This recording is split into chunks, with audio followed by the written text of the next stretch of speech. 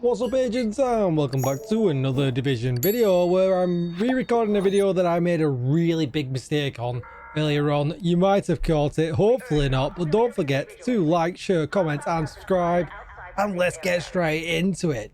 First of all though, before we get started in this video and I lose all of my words altogether, thank you so much to everyone that subbed to the channel. We hit 25k. It's been absolutely insane with this season with the Division. We've gone from 15k to 25k rapid. It's absolutely insane. So a big shout out to everyone that hit that sub button that supports the channel with the likes, the comments, or just watching the videos. Big shout out to you guys. I couldn't do it without you. I love the Division and you guys are literally enabling me to be able to be this creator and kind of just live out my kind of dream really of playing a game, being able to create content, and you know, people are watching it. So thank you very, very much. Just before we move on again as well, before we get to this build, this video is going to be super long. I am taking a trip this week. This video will come out tomorrow on Monday the 14th to go and visit some friends at Massive. That's all I'm going to tell you for now, but I will be off the grid a little bit this week. It's Division related, obviously, but yeah, that's all I'm going to tell you for now. But be sure to tune into my socials. I'll be very, very, very active on X and in my Discord, posting, you know, things as I can. So if you want the latest and greatest stuff, that's where you're going to get it. And obviously, once I return, any videos and content that I will upload, where you might see a little peek of what goes on or what's behind the scenes, who knows yet, this will be the place to, you know, to check out. So if you've not hit subscribe and hit that bell and whatever else yet, now is a really good time to do it. With all that said, let's get on with the video, and we're going to talk about double companion. Now normally if I was running LMGs, I would go with this kind of build here. I love this from a Pestilence. 3 Langmore is super, super powerful, especially when you're throwing glass cannon. You kind of sit behind cover. The ticks will kill the enemies, but yet you also do a lot of damage. This is kind of the fine line where I like it. I find that with the Coyote's mask, I can still do a significant amount of gun damage, as well as really, really high tick damage. Yes, we can increase the tick damage. Critical hit damage does not count towards your tick damage whatsoever. So we are losing some tick damage there. But I also don't want my gun to be hitting like a marshmallow gun. I want it to actually be able to do some damage. I like to be able to continuously shoot. And that's where builds like this resonate with me. I like to be able to do both at as high a level as possible. And if I'm going to look at the most DPS possible, this is where I think that output is. So that's kind of the narrative behind what we're doing. But obviously, we can think about running other things here. We have a talent, or 2 talents in the game, that actually are available on the backpack and the chest. And that's what you kind of saw before. That is this here with Langmore. So, not with Langmore, with Electrique, with the named chest. So you can see here, it's actually pretty rubbish when it comes to brand set bonuses. But it does have perfect companion. Now, companion is usually a backpack talent. There isn't a perfect version for the backpack. But you can see here, while you're within 10 meters of an ally or a skill, total weapon damage is increased by 20%, which is, you know, pretty huge. But obviously, you've got to think about the fact that you've got to have a skill or a friendly, you know, a member of your group nearby. So you've got to think about that as well. But we can pair that up with companion, the regular version, that's 15%. It's only a 5 meter range, so we've always got to basically play this build within 5 meters of something to, you know, activate these talents. There's no point playing it at 10 meters because then we're going to miss out on the backpack talent altogether. But you could play things a little bit different. You could run one or the other. You don't have to run double.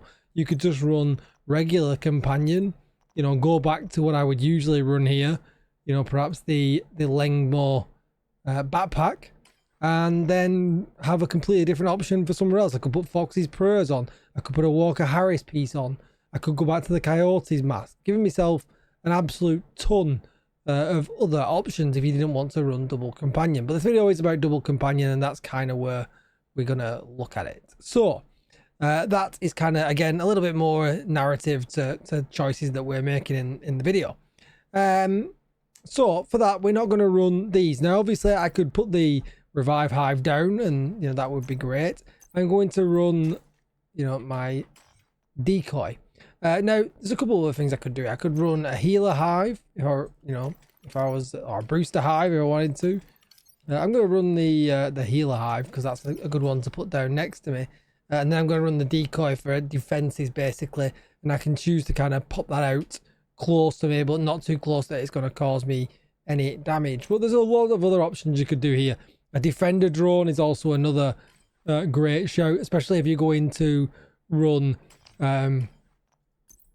global modifiers, because we all know with the global modifiers right now you can actually become completely invincible because it will give you overcharge, and if it's overcharged it gives you like 50% protection from all your incoming damage. So you could put a few PFE mods in here as well, or whatever, and, you know, build that up as well. So there's, again, like I said, loads of options. But the question is, obviously, with my other build doing max damage, that has glass cannon, I take incoming damage, and with this I don't. So is trading off for having a skill or a player near me worth it, or should I just be using glass cannon for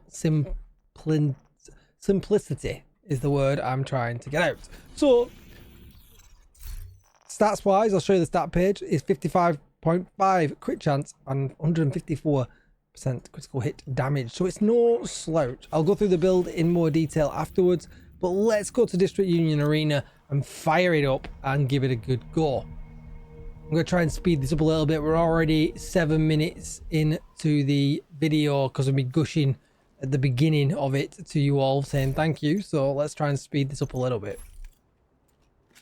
You've got your objective. Don't let anything stand in your way. Of course, money. Let's go. So first of all, I'm just going to use the healing hive next to me. I'm going to throw a decoy far away. I'm going to turn the game down a bit because I feel like I'm going to be blasting everybody's ears.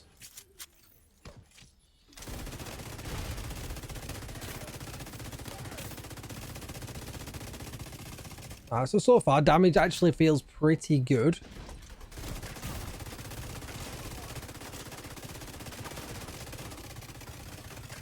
The heals are certainly nothing to write home about, but currently now we are down. So let's put this here. It's a shame we can't tell which companion is up. Now, obviously, we definitely know the 10-meter one is up, the more powerful of the two, but I'm pretty sure we're probably within 5 meters there. So when we bob the hive down, that we definitely know for sure. That's a million there. I'm trying to get a gist of how hard we're actually. 500 there at half stacks. Well, that's because companion again is not on. See, that's the worry, right? I feel like the worry is that we don't have companion on all of the time, and it's an instant drop in damage. I sat back here and I should have pushed. But again, that's the playstyle with this a little bit, right? It does lean towards a more static, sit back playstyle. There's nothing wrong with that, you know. See there now, 800k. It's kind of nice, right? Then that's going to hit him for 800k. Max stacks on this is probably around 1 million, I'm kind of guessing. Agent requesting backup. But that is, that's definitely no slouch.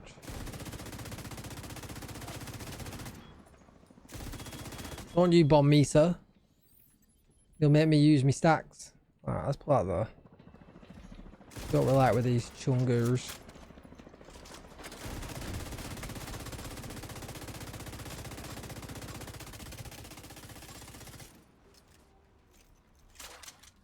I'm not felt in any danger, but this part does kind of lean itself to not being in danger, really. Got plenty of scope to push.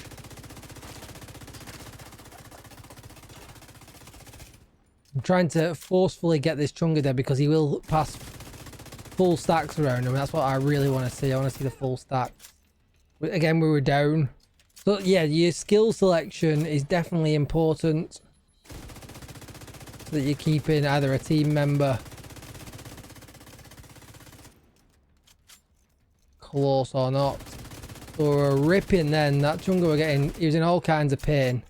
Unfortunately, we've not been able to spread it.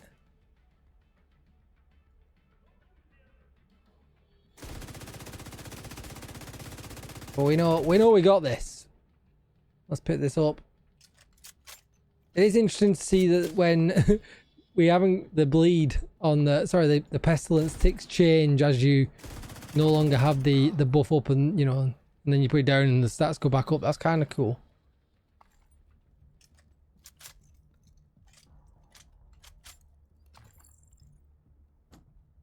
All right, so we're gonna give this room a bit of a go, because this is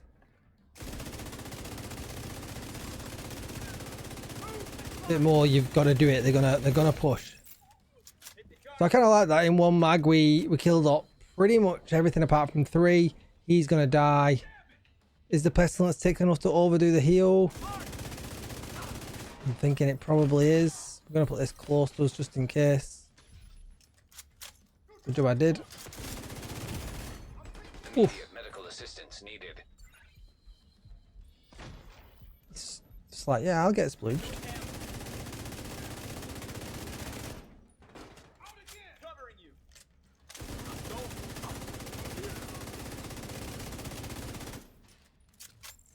Ooh, I need the buff. Quick, reload. We got Chungas.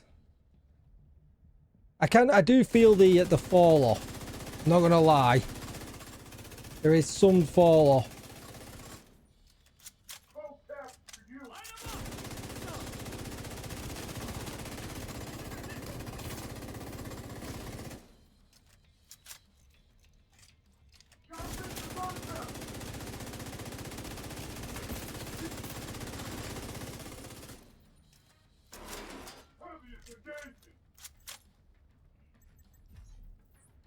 Oh.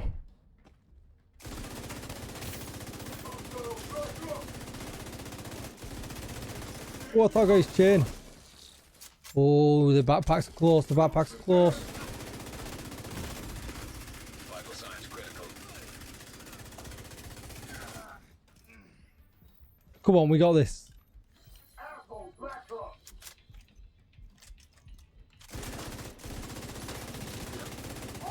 You get away with that backpack, you.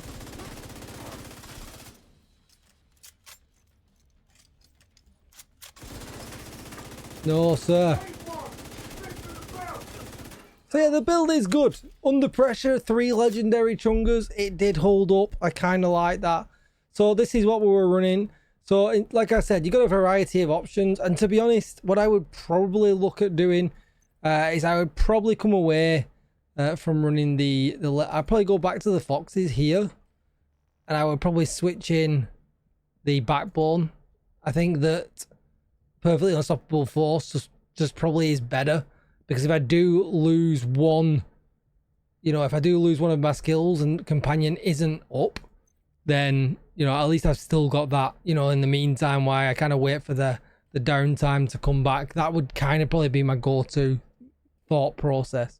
But anyway, the Lengmore 3-piece gives us the 30% LMG damage, weapon damage, crit chance, and double crit damage.